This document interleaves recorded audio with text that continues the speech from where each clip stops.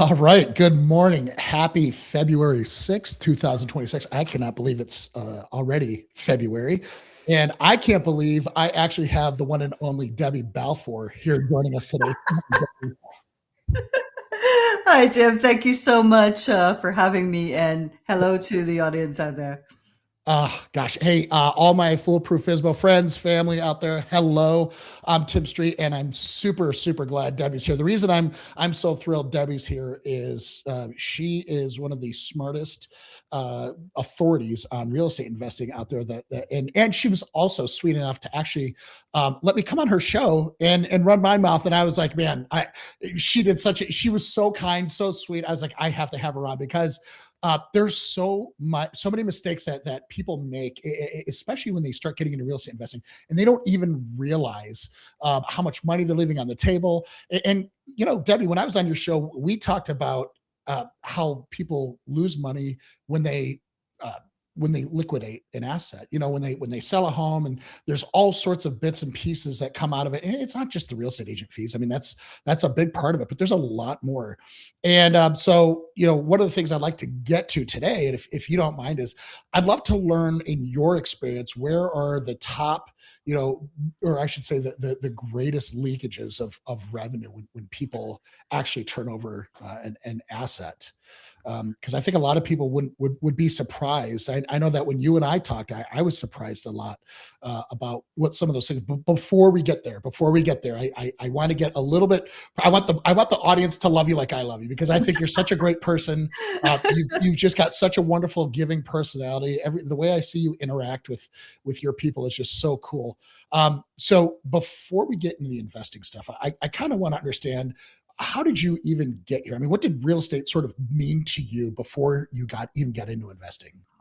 So, for many years, since I was young, real estate was calling to me, and I didn't really realize that until I actually got into real estate investing. And then when you think back, you think of like, oh, if only I'd gotten in when I thought about it then. If Yeah. only I'd gotten in when I thought about it then. Because when I was in my like early 20s, my parents were moving from our family home of many, many years, and they had bought a new home.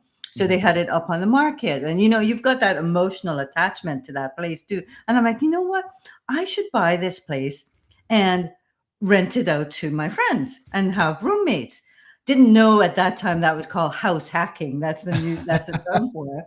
But I had that thought. But then at that time, it will really age me here, but there was no internet, there was none of those Right. kind of things, so I didn't know how to do it.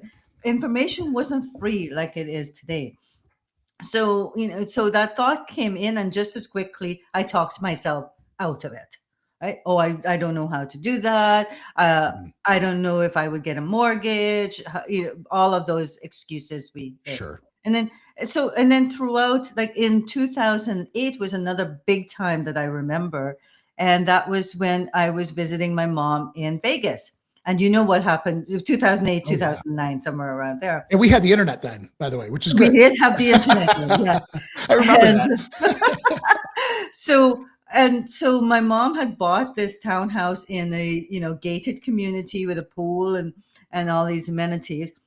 She had bought it for like 145,000 Wow. USD, and then but there were so many places empty because people were just like walking away and leaving it, and the banks had them up for like 50K, 47K, like ridiculous things. And I at that time, I should buy one of these.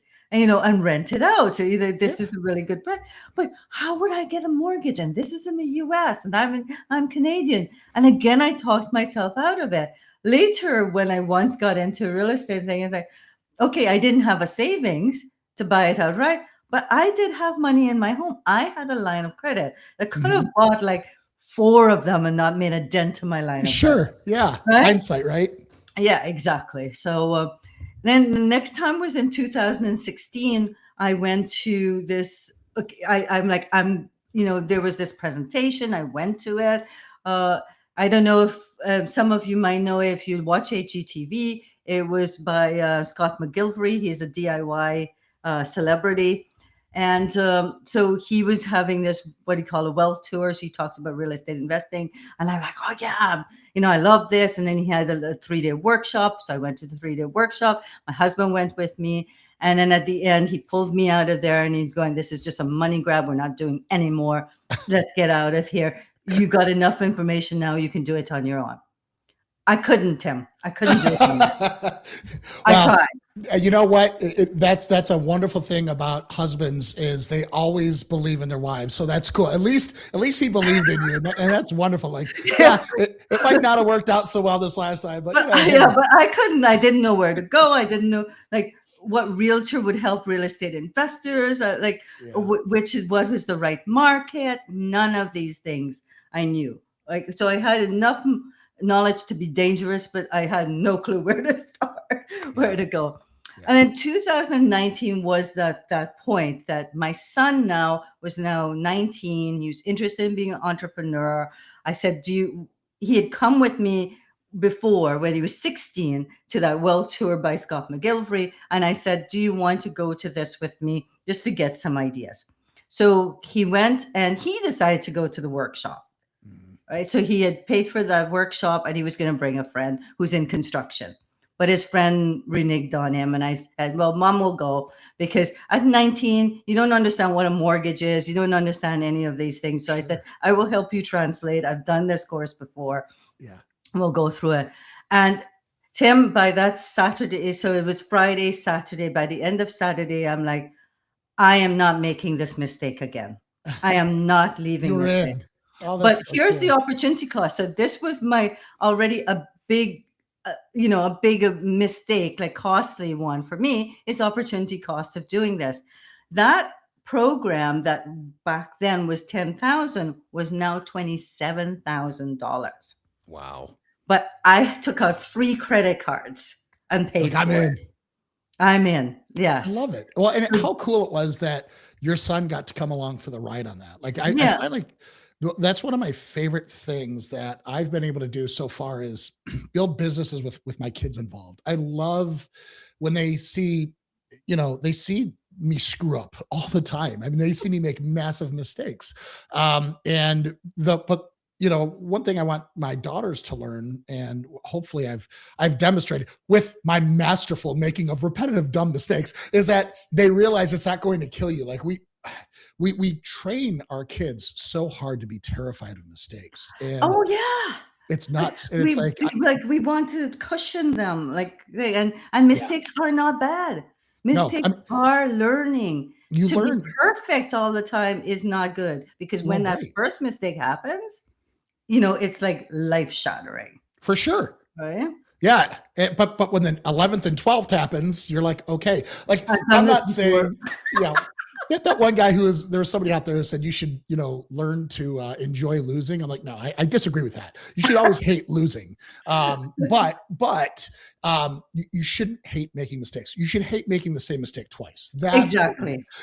and gosh, their success has taught me nothing. Like when I do something well, when I've been successful in my life, all you tend to just think you puff yourself up. Hey, wow, aren't I a big deal? Look what I did. And Mhm. then when you make mistakes, you just want to blame everybody else around you as to why you failed.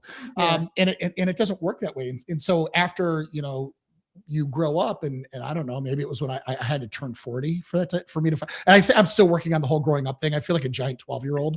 Um, you know, I still to this day think about all those hard times, all the giant mistakes, all the big failures I've had, and I see them now with the benefit of hindsight, as pivot points where I was like, I was not living right. And now here I am. And so, yeah, I think that's super cool. You got to take your experience that with your son. That's awesome. Yeah, How's he doing today, by the way? How's your well, son? he's no longer in real estate No. investing. He's done some passively. So he's put some money in passively. That hasn't gone well, Yeah, actually. he saw what you went through. He says, forget it, I'm out. Well, Because it's tough. he did like that first year. He was my partner in Uh-huh. this, and we did do one of the renovations we did. He did it, him and his friend. So I gave him a portion of that. So we bought a condo. We renovated it and then I rented that out. But he wasn't involved in any of the management of it, any of those. So what I did was when I when I did the refinance on that condo, I gave him some of that money that we made on that on the Very cool. refinance part. So, but yeah, and he did put some money in some other people's investment, which is now it's not looking like he's going to get that money back. So that's one expensive mistake. Like we thought we did our due diligence on it, on the people, but it's so difficult. And there's something called promissory notes in real estate investing, which is not worth the paper that it's written on. So that one is something that you trust the person. You've got a good relationship. So you say, this person will look out for me, but they've got partners and things Sure. happen. And so that was one. That's another mistake, expensive mistake as a real estate investor, is really getting someone with a proper track record. You want to help people that have just started out in real estate investing and they're doing active, they don't have the money, they want funds, and you just think, oh well, I love, like, this person's really nice, etc., and you want to put money in. But that's the one thing to think about is this is your money, this is a business, and it doesn't matter how nice this person is if they don't have a track record of doing these, and especially when they're going for something like a big development project and they've never done one before. Huge red flags there. Yeah, and you said two things there that I want people to hear, because number one, you talked about how your son was trying to make a go at some passive income. I don't know if you've seen this, but I've seen a really high correlation between the more passive an investment is, the less lucrative it becomes. And so, like, if people try to treat an invest, like my real estate investments right now are all short-term rentals, I can tell you they are anything but passive. They are, I mean, they are a pain in the ass. You know what I mean? I have And it's that like, too, so. I'm not even going to try to pretend like there aren't times where I'm like, why am I freaking doing this? Because it's hospitality too. It's not Yeah. just real estate investing. Yeah, and even like some of the long-term landlords that I know, there's nothing passive about what they do. Now, No. sure, after 10, 15 years, they built a big enough portfolio where they hand it over to a management company, but still, I mean, that's a long time. You have to put in your dues. And the second thing I heard you say, well, actually, before we get off that topic, that's just for people out here. When I think a lot of losses happen in this space when people hear the phrase passive income and they think, oh, well, if that's all it is, yeah, I'll go get a house, I'll go get a single family home, I'll get a duplex, rent out the other half. There's nothing passive about that. You are That's going to be, active investing. That's yes, active investing. yeah, Passive is when I give my money to somebody else, they're doing all the work. But then right. I have no control over where my money, You have how no my control, money is and working traditionally your for me. returns are going to be less. It's not going to be as lucrative as in my, at least in my experience. I mean, have you found the Well, same thing? the idea was it was supposed to be lucrative. When you're not That's always getting the your idea, money, isn't it? when your money, then you're not getting your money back. Now, no, it's not. But the idea, like, these people had promoted this as 15% plus return. So preferred rate of 15%. Yeah, sign me up You for could that. get as much as Yeah, 30%. Here's what we plan to do, blah, blah, blah, blah, blah. yeah, But the reality of this is it's projected, right? for sure. And a lot of things went wrong. What happened was, the market went down, interest rates went up. We had a whole bunch of regulations happen. Uh, Cities and not as fast on permits. All these things happened, and the development went down. So anybody investing in land development deals that with projected things, and it sounds really like, oh my gosh, like that's so much better than stocks. I'm getting 6% in my stocks, and that's why we do real estate, is because it's brick and mortar. You can get much money, but it's also extremely risky. I mean, stocks is too, like, but because we don't see it, if stocks go down, it crash. We're used to losing money on stocks. We're Yep. not used to losing money in real estate. Yeah, So for sure. And that's why it's so important to, like, and that's why I love that there's people like you out there who sort of teach people, hey, listen, I've learned some hard lessons. Here's what I've learned, so you don't have to make the same mistakes. And Yeah. I had a guest on last week who was incredible. And so what was cool was Dawn Rickbaugh was her name, by the way. She's called the Note Queen. And when you talk about promissory notes, there are ways to structure paper in this business that if you do not do it exactly right, you will find yourself on the losing end of it. And there's no recourse. You have That's what I no mean. It's recourse. not, it's like toilet paper. Yep. Right? Yep. That's it. Exactly. You might as Sometimes well write it on toilet. sometimes it's not new. Yeah. and so like, and that's the worst part. And so that's why I loved having Dawn on last week, because there is a way to do this and there is a way to be protected, but it's not commonly known. A lot of people don't know that. And I'm sorry that you guys fell victim to that. But like I said, I guarantee it's not going to happen to you again. Well, we had a promissory note as one, and Yep. then we also did it what we thought, because I got him involved in this when I was earlier in my real estate journey too. So I didn't know what I didn't know at the time. But the other one was a limited partnership with GPLP, right? Yeah. Backed by land, but what they did was costs accumulated. Nothing was built, and now they're like, I can't do this development anymore. I'm trying to sell it, but now if the land was bought at 2 million, you accumulated 2 million in cost with nothing there. How can you sell that land for 4 million? No, You can't. Nobody wants it's to a buy shell it. game. Yeah, Yeah, that's so exactly. unfortunate. Yeah, so it's those kind of things for people to understand that just because the limited partnership says it's backed by the land, you got to be able to sell that land for more than your costs have accumulated, plus the cost of the land.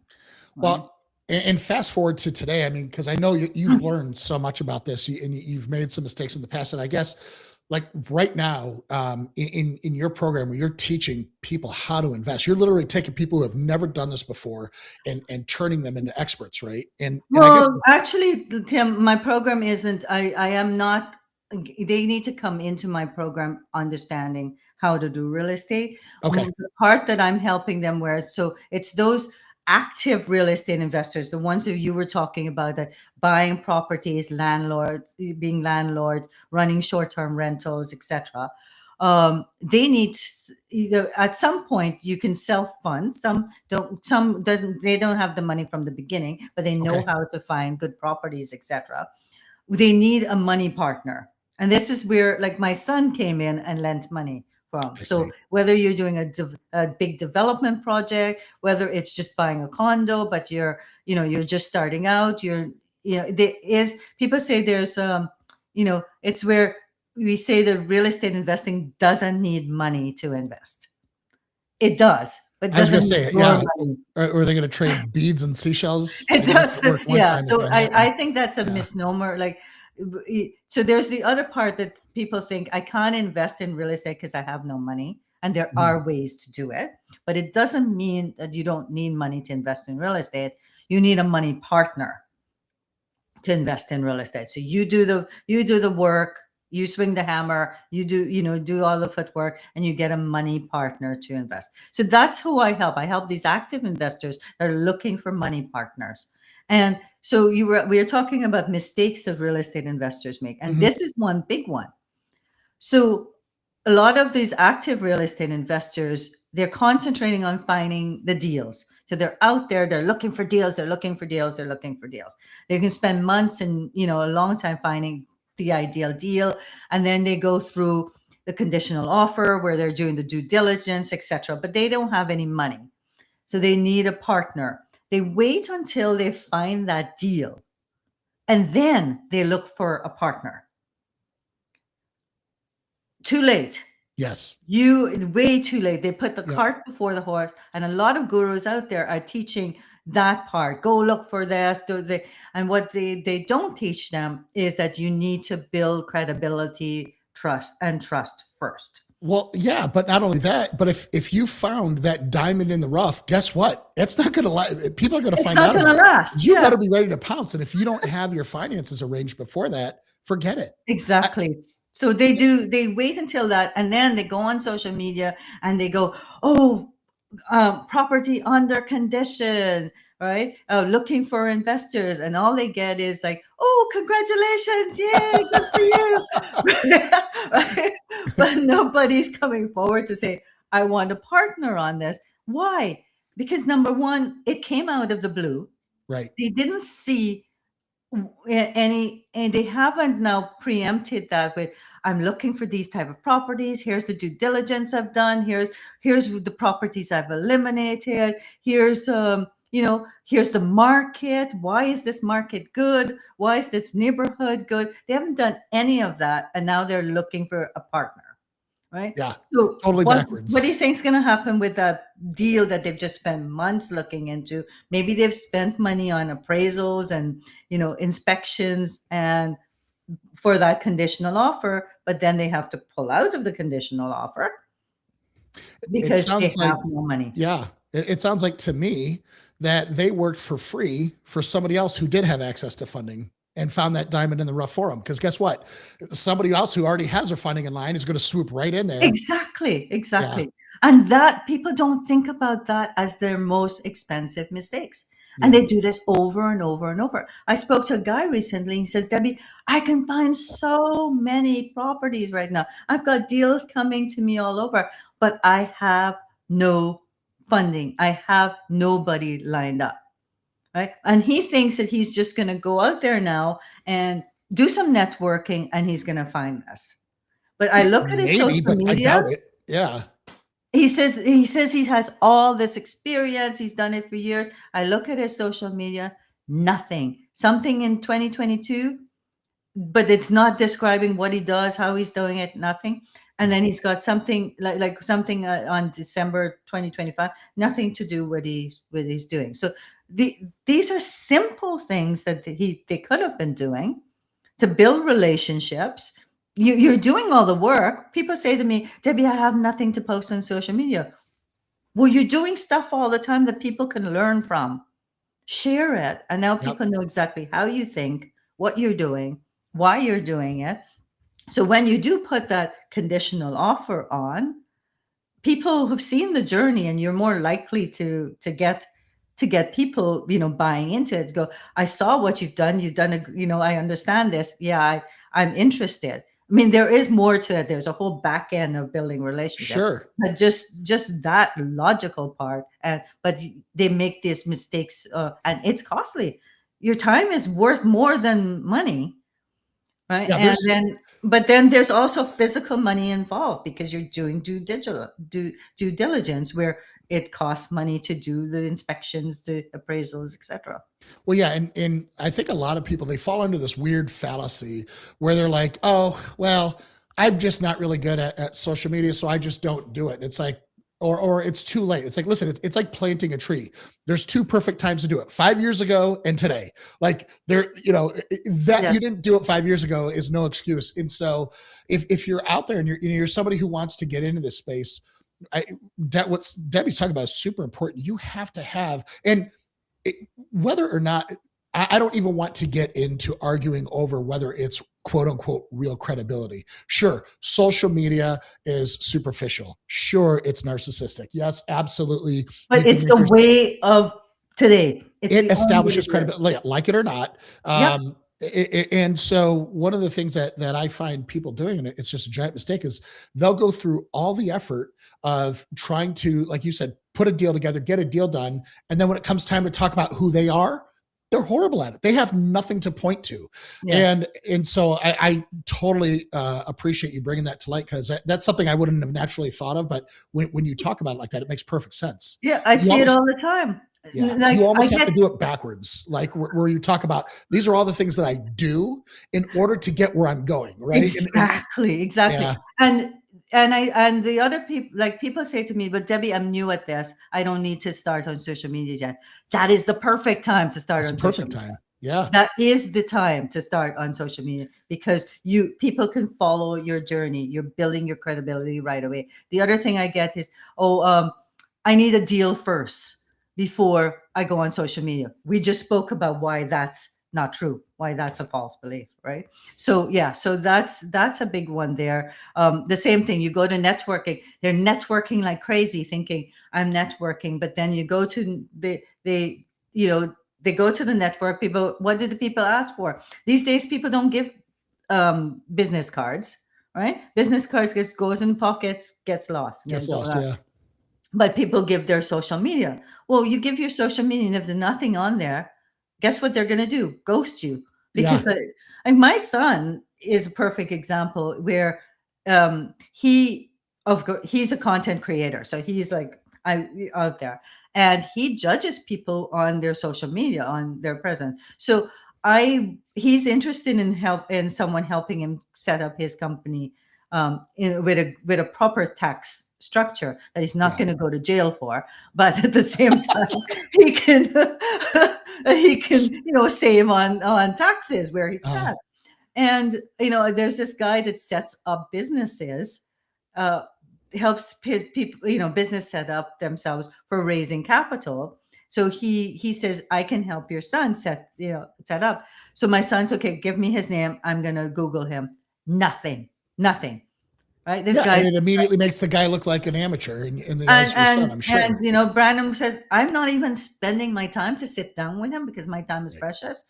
If he was somebody, he would be out there, and I can't find him. Right? So that's the way people think. Right? They're going to look you up. You're not there, so you just spent all this time networking again, and people can't find you on social media. They're going to ghost you. They're not going to think you're professional. They're not going to think that you're credible. So, like, what are the most important things like that you've seen? Because you talk to money people all the time. What do money people look for in an investor? What would they see on social media? Do they look like? I'm sure it's not just pure volume. I'm sure there's a little bit of quality over quantity. Well, it's relationships. Right. Okay. So yes, they're looking to see, people love a story and they love a journey. So they love to follow that journey. But you have to, you're not purely on social media. Social media is your backup. Right? But you want to back that up with relationship building. You want to get people off of social media, meet one-to-one if you can in person. But if you're like you and I, we meet virtually, it's just as good. I have so many relationships that I've met, been like a few just virtual. And then when I met the person, it's like we've been lifelong friends. It's not like we feel like we've met before. It's not. So that's just as good, but doing.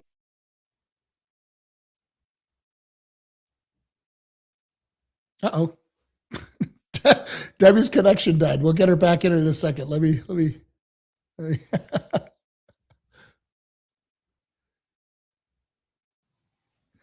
Hey, Deb, I don't know what happened there. I don't know either. I'm wired. I was all like, I was into it too, man. It took me a second to realize it. I was like, hey, wait a second. I was enjoying this.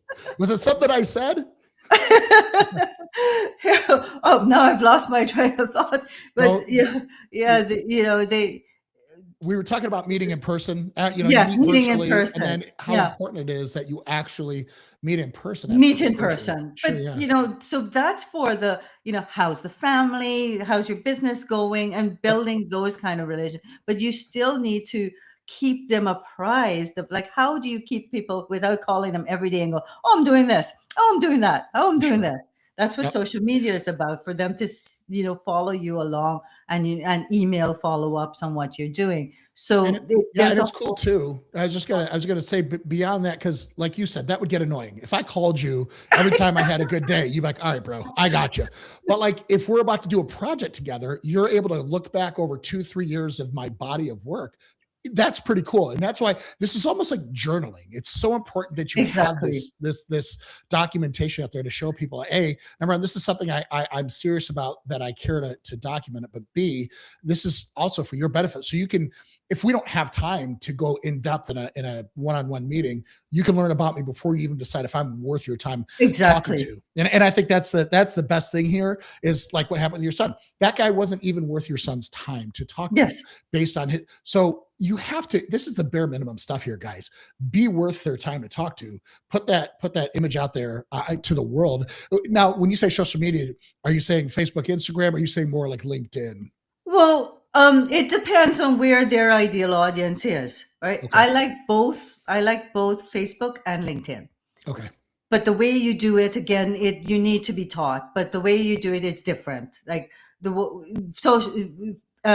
is more informal, Yeah. so you can like post gatherings and those kind of things. LinkedIn is very much structured, more professional, more teaching. Yeah. But I actually use my LinkedIn format on my Facebook. Okay. I prefer, because I am very much about, as a coach, as we are, it's about teaching people, right? So, That makes so sense. that's the other attitude I want people to switch is, if I show what I'm doing, I'm bragging, Mm. right? Not, That's how nothing could they be further from feel. the truth, but yeah, No, you're I get it. not. If you're Yeah. not going, oh, I'm so great, I'm so great. No, you're not bragging. If you're teaching people, I've done this, and and you show them the good and the bad and the ugly too, like it's teaching, and so people Yeah. want to kind of learn from you. The ugly. See, this is where I the opposite of bragging. I kind of see a lot of stuff that I share on socials, almost as a confessional. Like, hey, this is where I screwed up big. I'm an Yes. idiot. But I'm Tim, you need to do the opposite too. You need to show the oh, for good sure. Well, too. but How see, you I think overcame that it. comes naturally. Yes. I think like if you're brave enough to sit there and talk about, listen, I am not as smart as I thought I was. Here's what I got into. Yes. And it was a flaming disaster, but here's how we pivoted. Yeah. I think that's what people like to see. Nobody expects anybody to be perfect. Like, in fact, I wouldn't want to invest with anybody who exuded perfection, because it would be artificial. It'd be fake. Yeah, I because want to when a see. problem happens, Yeah, it's going to I happen. want to see what happens when everything goes to hell. What kind of Yeah. person do you become when it's chaos? Because that's who I'm going to value, because I guarantee you chaos is coming. At one point, it's coming. We prepare for the worst and hope for the best. And Yeah. when chaos comes, I want to know who's with me. And as a real estate investor who's looking for money or looking for partners or anything, that's exactly what you want to show. And so you started at the beginning saying about about good or bad, like Yeah. it's debatable, but we can be the good. Like, Yes. like you can't sit there and say, oh, all social media is bad because this, and that. Be the answer to the problem and be the good examples out there. And so you can teach and you can show what's happening, as you said, how when the shit hits the fan. I think we're grown ups here. Are we allowed to say shit here? I think we can say shit.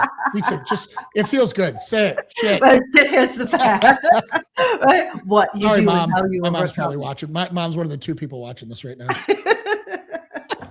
it. So I'm a Catholic girl, so that's about all I say. There you go. Go to confessional. Say your Hail Marys.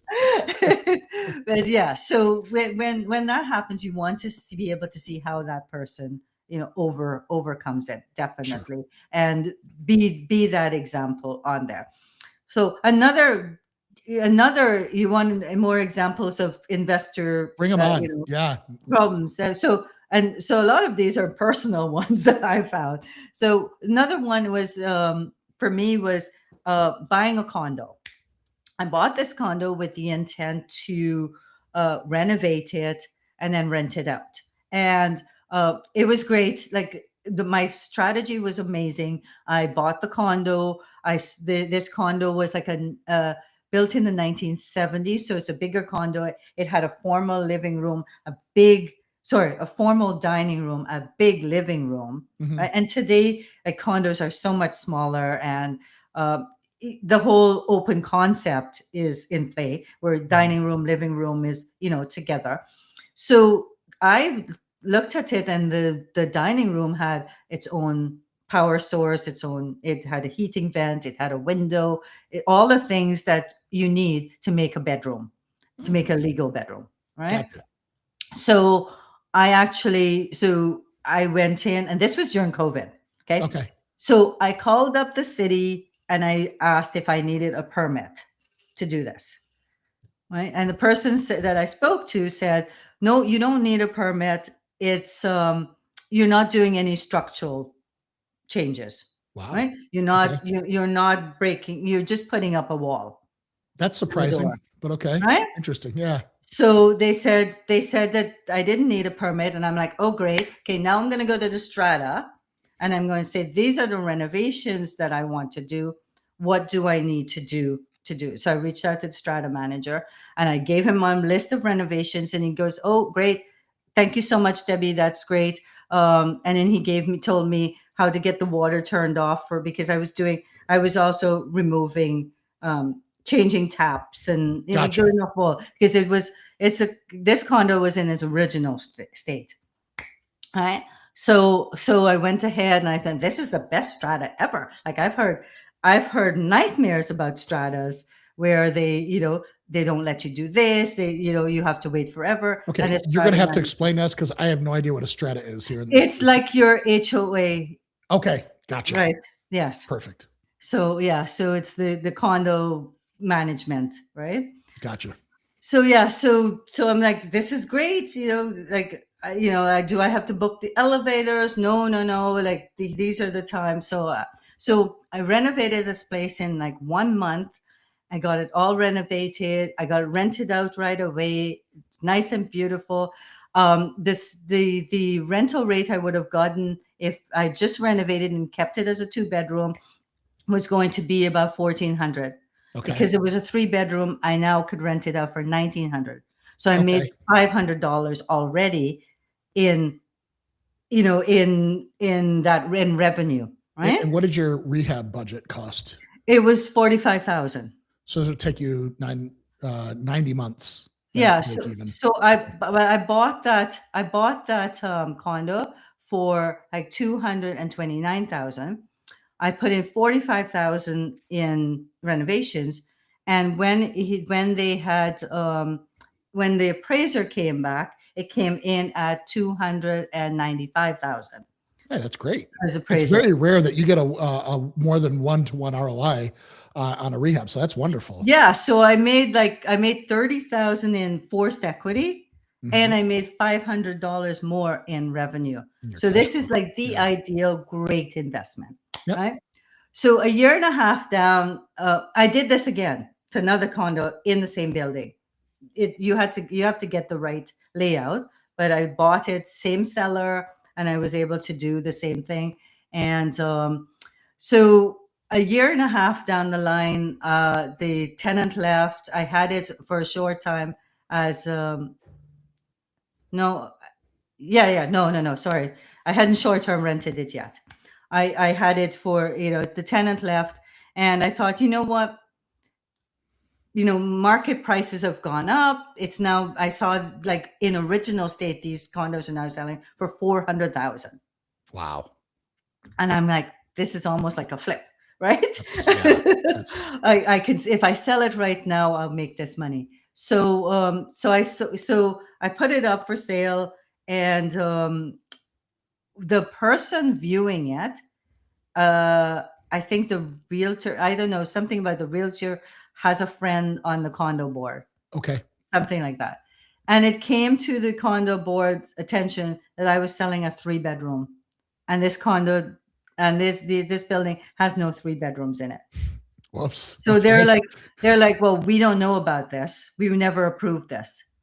But I have like all these emails from the strata manager. I was going to say strata did. Yeah. Yes. And then they knew about it, but they were like, no, strata manager never told us. It needs to be stamped by the condo board. Like, so can you, 1 second? I'm getting a big glare. Go for it. Yeah, you're fine. The sunshine just follows you around like crazy.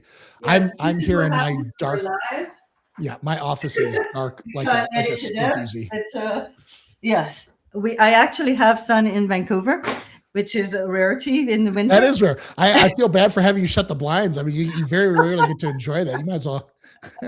So the condo board was like, so now I couldn't sell my place anymore. I have to take it off the market.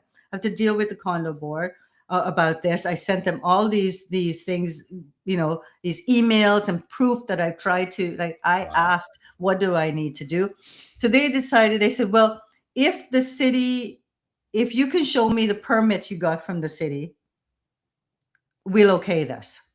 You didn't need us. They told you. But I said the city said there was no permit there. So I'm like, okay, I'm going to go to the city and send an email, and get the city to say no permit is needed. So I send off, And guess what the city came back at? Oh, come on. Did they double cross you? Yep. Oh, Yep. They were like, oh no, like, yeah, because this is a building, it doesn't fall under the exemptions. And so my big mistake there is that I called and I didn't get it in writing. that makes all the difference. Get Man. everything in writing, Oh, right? that's so bad. So Yeah. how did you recover out of that? I'm curious. Okay, so for a year, my heart was beating. I thought I would have to. Now I've got two places like this, right? So I thought I'm going to have to rip down the walls. Of course, your flooring is around the walls, right? Sure. That's So I gonna be a thought I'm huge going to have to project. rip down the walls. I'm going to have to redo flooring. This is going to be so expensive. What am I doing with my tenants in the meanwhile? All of these things. So the one that was vacant that I was trying to sell, I turned into short-term rental. Mm. So while all of this is happening. So I finally got the condo board to agree that if I can get the city to sign off on a permit, that then they would make an exception for these two, right? That was like a year of going back and forth with this. And several strata managers too. Eventually came back to the original one that I had Oh, after wow. this. It's just an absolute nightmare. What a nightmare. So I had to put in a retroactive permit request to the city. But I put it in, and then I got the inspector to come and see it. And he went, yeah, it's a wall. That's all they Nothing do. big here. Oh my Just gosh. signed off. I have so many stories about that. Roofing inspectors are like, I'm not getting on the roof. I'm like, what are you Yeah, talking about? Why do people even exist? so he's like, yep, it's a wall. No, nothing, no problems here. Signs off and gives it to me. So I a mean, year great. of that, like stressing. I Oh my know. gosh, I, you know how many nights, like every night practically, I worried about this, and Ugh. I just stressed over it. And yeah, but so make sure the HOA or the strata thing, don't trust the manager. Get official sign off. Go to them. Go to their meetings. Present what you're Yeah. doing. Let them understand, and make sure you get everything in writing from when it comes from permits perspective. If they say there's no permit, ask them what's the clause in their bylaws that say there's no permits required, Yeah. right? That would have been nice to have. So that you know that the person you're speaking to is actually educated on this, and have it in writing that that's what they said, right? So Gosh. yes. Oh my gosh. Well, I'm glad it worked out. I mean, and it's interesting because I think there's so many times where people like I look at people's investment strategy, and a lot of times you can almost see um, based on what they're doing, either what kind of person they are or what kind of media they're consuming. And this is what I mean. There's people out there who will just say, "Listen, the Burr method is for me. Or I will just buy it and then I'll hold on to it and suffer appreciation." Or they'll say, "No, I'm going to buy it, flip it, or wholesale it." Like, I guess I'm curious, like, is as far as your experience with different investors that are that you're interfacing with, what is it that chooses or that causes somebody to choose a buy and hold versus buy rent forever versus house hacking, wholesaling, flipping? Have you noticed that like there's different personality types that kind of Yeah, gravitate toward it's each? not Yeah. just personality, it's where you are in life. Okay. So it's how much money you have, how much time you have. Some people will do the wholesaling because they need cash right away. Right. That's that person who's going to do the wholesaling. They want cash right away. And maybe that person will then, once they get they get enough cash, they may then turn it into a buy and hold, Mhm. right? Because now they've got, because maybe, Sure. so that's where I say that people, you can get involved in real estate without money yourself, right? Yeah. But like wholesaling, you still need some money to put a hold on that property, but then you're going to get it back. So people will tend to do wholesaling as a step to, this is going to give me my down payment on that first You're property. looking to grow some seed money, Yes, basically. exactly. Got it. Yeah, because Uh, that is one of the things about when I think about like fix and flips, when I think about wholesaling, yeah, they're great, but I mean, it's transactional. You yes, do it one time, and you better have that next deal on the hook, or you're going to die. Where yeah. I've always kind of been more of the buy and hold mentality. Where listen, I love buying an asset and then renting out, cash flowing it from there. Yeah, it's Um, about your risk tolerance. It's yeah. all these things. So, you know, before I've changed my niche. So, what you said before, I was doing that. I was helping real estate investors with their, you know, with their like figuring out their Strategy. strategy, Yeah. because that's where I find that a lot of the programs out there have fallen short, or that Okay. I was doing different, is that they teach them all the strategies, which is amazing, right? You learn all these strategies, but a lot of people become overwhelmed and go, okay, I know there's wholesaling, buy and holds. I know there's short term, there's long term, there's midterm rentals. There, you know, there's all these different strategies, but which one should I do? So they go into panic and freeze, and they do nothing.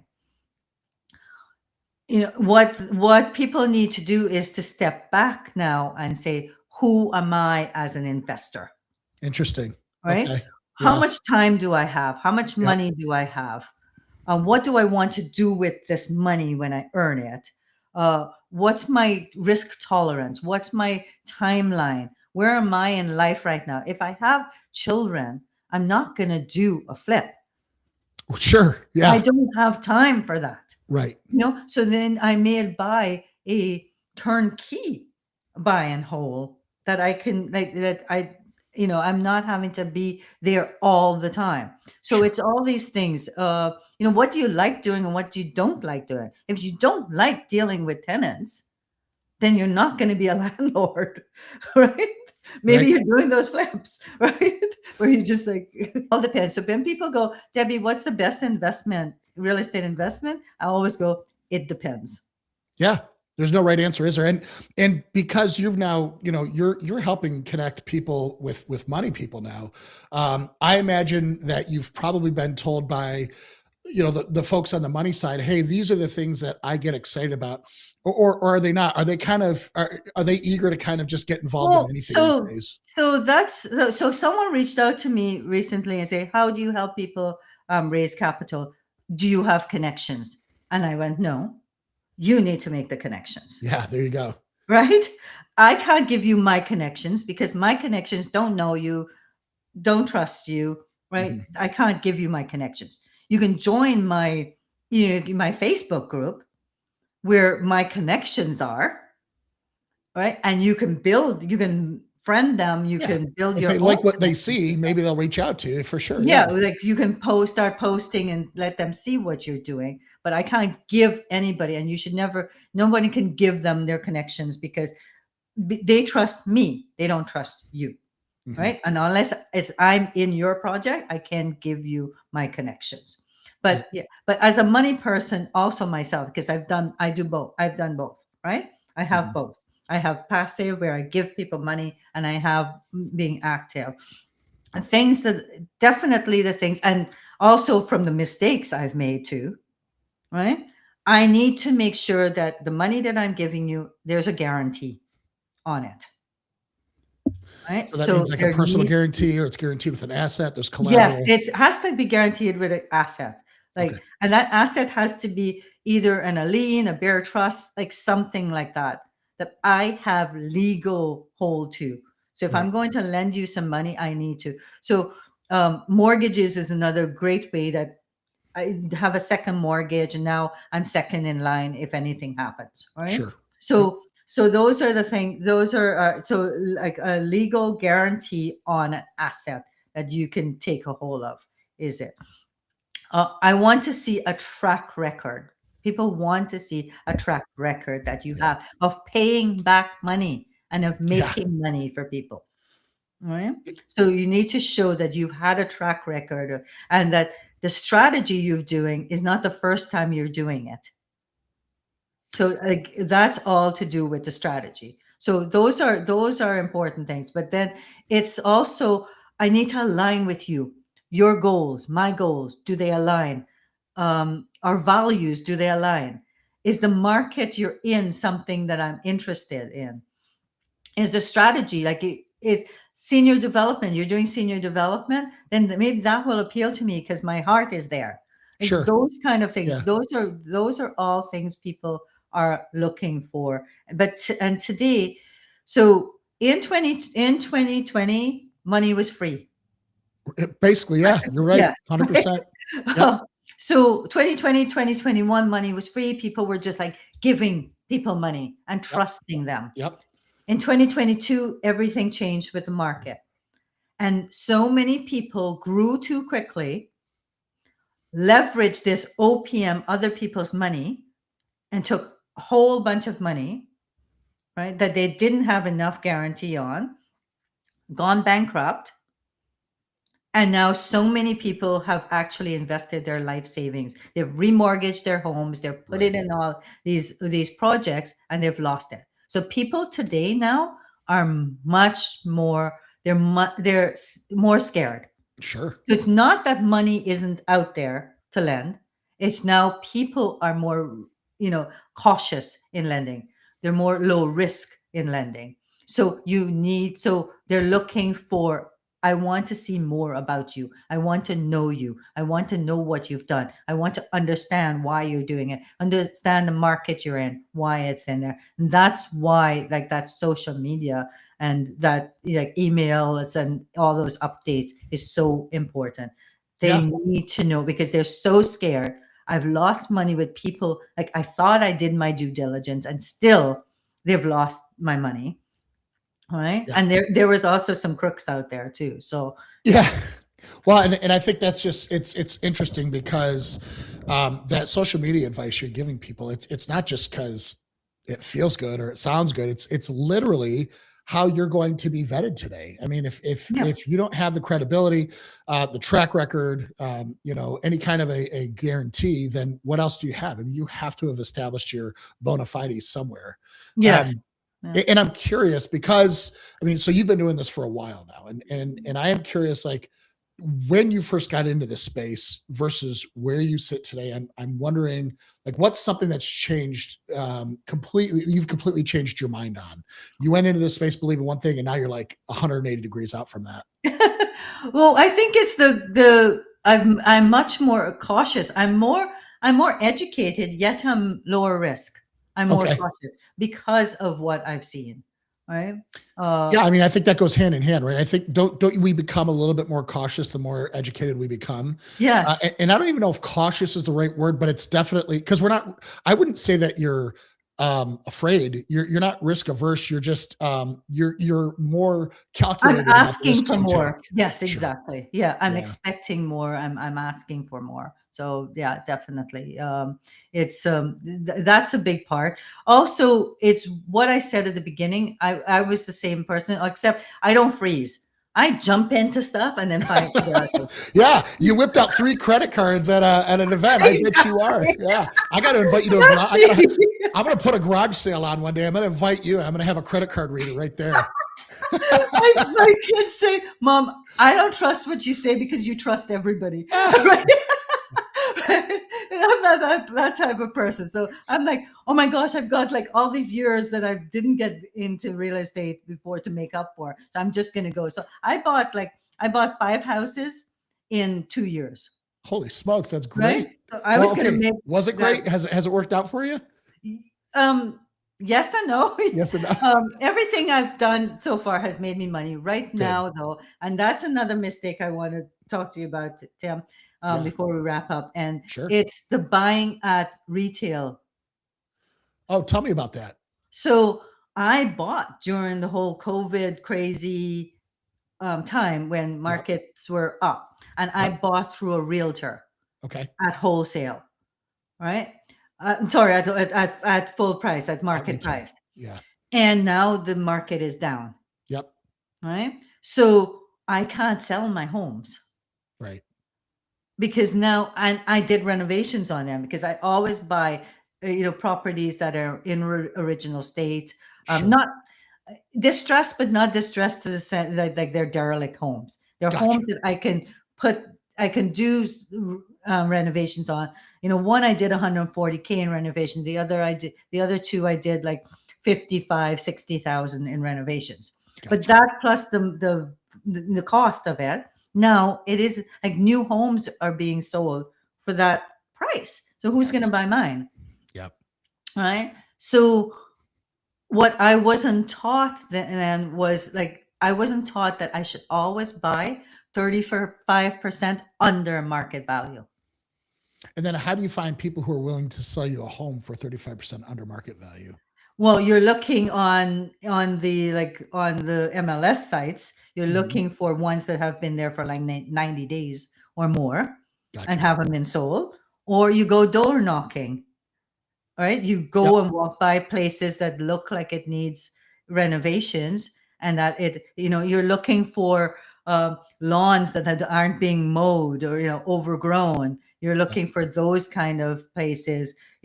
Toys and cars that are broken and sitting on the. Yeah. You're looking for those kind of home, or you're going to be more like wholesalers do, be more strategic in you're going to do a bit of marketing, and you're looking for, or you're asking neighbors things that do they know people who are going through a divorce that you can help, or those kind of things that you will, because at that time, Mark, like they weren't losing money unless you sold the home. So unless you bought that home like I did Mhm. at a high time and now the market is down, a lot of people bought their homes. Like my home that I'm living in, my home I bought for 250K, Mhm. right? 20 something years ago. Right. So now it's worth 1.2 million. Yeah, it's crazy how that If works. I sell, if I'm downsizing, that is, right? For if I need to sell for a reason and I'm going to rent or I'm downsizing or things like that, even if I sell at 1 million, I'm still making money on what I Mhm. had originally paid, right? So that's the mentality there. So you're not like scamming someone. You're not, as long as you're not buying it for less than they paid. Right. Which Right. So, sometimes if they've also, I mean, if they've overpaid and the market falls out from it, I mean, and there's they have no choice. Like they're going to lose their credit. They're going to lose right. all this. They just Like want to what stop the happened bleeding. in 2009, people Yep. were walking away. All Yep. right. So I know that in America, here in Canada, we have regulations that we seldom see people foreclosing. Got it. But I know in America, there's tons of that Oh happening. yeah. And Right. it's coming back hard too. I mean, Yeah. there's So, the credit card debt that people are carrying every month is going up dramatically. And mhm. we've done such a terrible job um, we've devalued our dollar so significantly over these last few years. And I think the problem, Debbie, is I know a lot of people that I work with, and they're not. I mean, they're educated people, but they can't really explain to you how it is that their dollar today buys less than it did 2 years They ago. don't understand inflation. Amen. Yeah, and Yeah. it's funny, but a lot of people are super smart, Yeah. but they're not financially smart. So Yeah. they do not understand inflation. A lot of people just don't understand the concept of Yeah. inflation. And it's the most insidious tax out there because they're basically raising our taxes without even asking us. They're basically able to just say, well, no, that the X and so what I find a lot, Debbie, and it's funny you talk about this, is people get very excited about the value of their home going up. And of course, I do too. Like they're assets. I of Mhm. course want the value to go up, but what people don't realize is number one, the value's gone up relative to the inflated dollar. So Yes. it hasn't gone up as much as you think. And number two, your expenses for owning that home now go up because your Go up. property Yeah. tax Your is property pegged to the value. taxes, your utilities, everything. So Yeah. yeah, you're not, it's like, Replacement yeah, so costs. you no, So I mean, exactly. it's like, yay, my house value up, but also the cost to own it also went And up. if And you're then going to sell it and buy something else, that what are you going to also buy? costs more. Yeah, I mean, unless we're Like, going to live in unless a you're gonna cardboard sell it and go box. live with your children. Yeah. Well, hey, if you got a son that takes people on trips to St. Martin, I'll come move in with that guy. All right. You Yeah. tell him I'm coming. So that is an expensive. So I think that, that is one expensive mistake that many of us made in the real Yeah. estate business, buying during the COVID times at market value. So way to avoid that is always buy 35% below market value.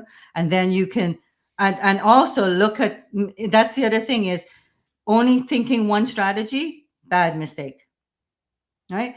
If you're purchasing that property, you need to look at 4 strategies to do with it. Wholesale Okay. it, wholesale it, buy and hold or flip it. It needs to work for all of them.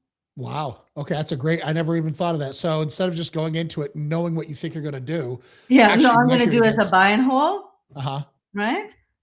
Or I'm going to do this as a short-term rental, and then Yep. short-term rental regulations change. And then what do you fall back on? Yeah, that's actually a really Exactly. smart point. I like that. Well, I'll tell you, Debbie, I every time we talk, I swear I learn like 5 things every time we talk. It's so cool. I would love for people to know, like, what's the best way if somebody's watching this and they're thinking, yeah, I really am not good with the money side of this. I really would love to have somebody kind of teach me.